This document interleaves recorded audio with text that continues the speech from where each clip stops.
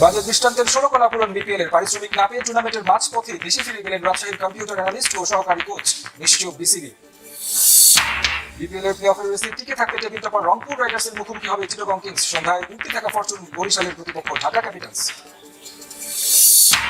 Champions trophy play অফের কঠিন সমীকরণে ম্যানচেস্টার সিটি পরের রাউন্ডে যেতে জয়ের বিকল্প নেই সিটিজেনদের। আলাদা ম্যাচে মাঠে নামবে রিয়াল মাদ্রিদ ও বার্সেলোনা। এবং পেরুতে মেসি উন্মাদনা, প্রাক মৌসুম প্রস্তুতি ম্যাচ খেলতে লিবা ইন্টার মায়ামি। বিশ্বসেরা ফুটবলারকে দেখতে টিম হোটেলে ভক্তদের অপেক্ষা অ্যানালিস্ট ও সহকারী কোচ।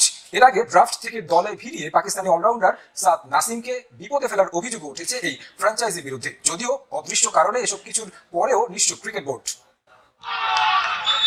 নতুন দিন নতুন বিতর্কে শিরোনামে দুর্বার রাজশাহী। এবারের অভিযোগ ছাপিয়ে গেল আগের সবকিছুকে। দুর্বার রাজশাহী সন্দেহের জন্ম দিয়েছিল প্লেয়ার্স ড্রাফটের টেবিলে, যেখানে মাত্র 2 জন বিদেশি নিয়ে 13 জনের স্কোয়াড সাজায় দলটা। একজন লাহিরু সামারকুন, অন্যজন পাকিস্তানি অলরাউন্ডার সাদ নাসিম। সামারাকুনকে দেখা গেলেও নাসিমের দেখা পাওয়া যায়নি। নাসিমের না থাকার কারণ অনুসন্ধানে নামে সময় সংবাদ। বেরিয়ে আসে থলের বেড়াল। ড্রাফট থেকে দলে ফেরালেও বিমান ভাড়ার টাকা পাঠায়নি দুর্বার রাজশাহী। এ নিয়ে বিসিবি আর রাজশাহীর টিম ম্যানেজার মেহরাব হোসেন অপি দুপক্ষেরই দ্বারস্থ হয়েছিল নাসিমের এজেন্ট, তবে সমাধান মেলেনি। BCB hasn't taken any action. I have complained to sample like this player in the Darbar Achai, Shah Naseem, who was drafted. They hadn't booked his ticket. I was chasing manager OP and he hadn't booked the ticket. Available. We submitted the NOC. I spoke to Safal. Safal just asked me for the name and he hadn't took any action.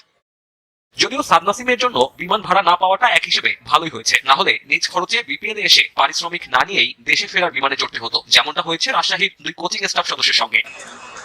পাওনা টাকা না পেয়ে দলটার সহকারী coach Iftikhar আর computer analyst Faisal বাধ্য হয়ে দেশে ফিরে গেছেন। যদিও দেশ ছাড়ার আগে দ্বারস্থ হয়েছিলেন বিসিবির, তবে অদৃশ্য কারণে এবারও কোনো ধরনের পদক্ষেপ নেয়নি ক্রিকেট বোর্ড।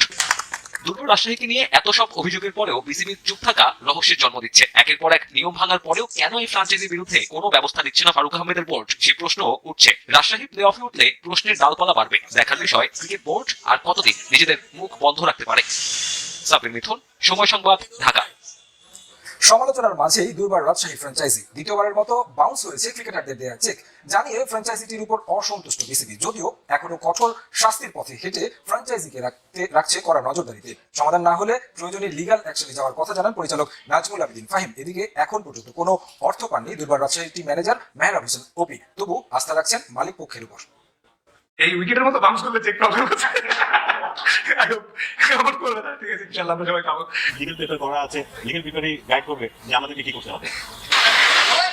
তাসকিনের সংখ্যাটাই সত্যি হলো, আবারও বাউন্স হলো দুর্বার রাজশাহী দেয়া চেক। তবে এবার কঠোর অবস্থানে বিসিবিও।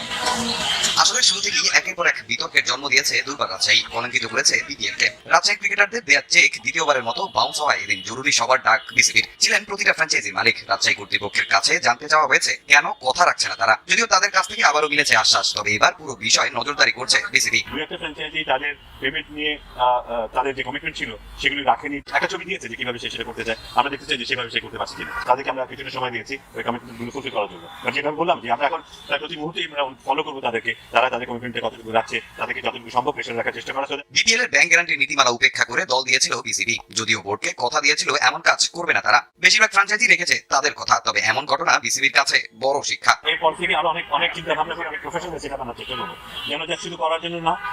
BPL can B a good source for earning money.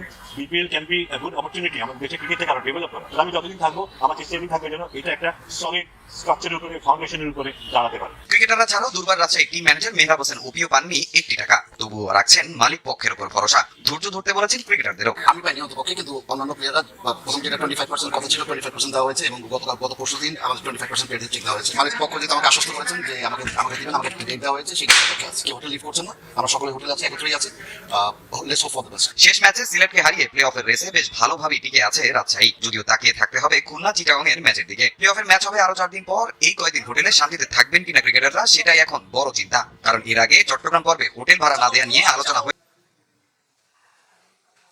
কঠোর হবার পরিবর্তে প্রশ্নবিদ্ধ ফ্র্যাঞ্চাইজিগুলোর প্রতি নজরদারি বাড়ানোর প্রতিশ্রুতি দিয়েছে বিসিবি। 7 ফ্র্যাঞ্চাইজি মালিক ও প্রতিনিধিদের বৈঠকে হাজির হয়নি চিটাগং কিংস। পারিশ্রমিক ইস্যুতে রাজশাহীর সাথে এই দলটারও টালমাটাল অবস্থা।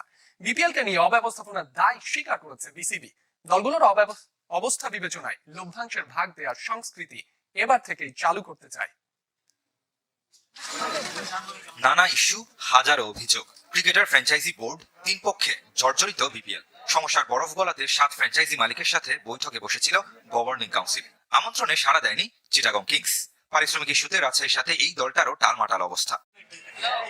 আলোচনার ফলাফল খোলাসা করেননি গভর্নিং কাউন্সিল সদস্য সচিব নাজমুল আবেদিন ফাহিম। আপাতত মিলেছে প্রশ্নবিদ্ধ ফ্র্যাঞ্চাইজিগুলোর প্রতি নজরদারি বাড়ানোর প্রতিশ্রুতি। আমরা এখন প্রায় প্রতি মুহূর্তে আমরা ফলো করবো তাদেরকে, তারা তাদের কমিটমেন্টে কতটুকু রাখছে, তাদেরকে যতটুকু সম্ভব প্রেশার রাখার চেষ্টা করা, সো দ্যাট প্লেয়ারদের পেমেন্টের কথা যদি বলি, বিশেষ করে তাদের দিক থেকে যেন ঘাটতি না থাকে, তারা যেন স্যাটিসফাইড থাকে, এই বিষয়গুলো যেন তারা ইনশিওর করেন।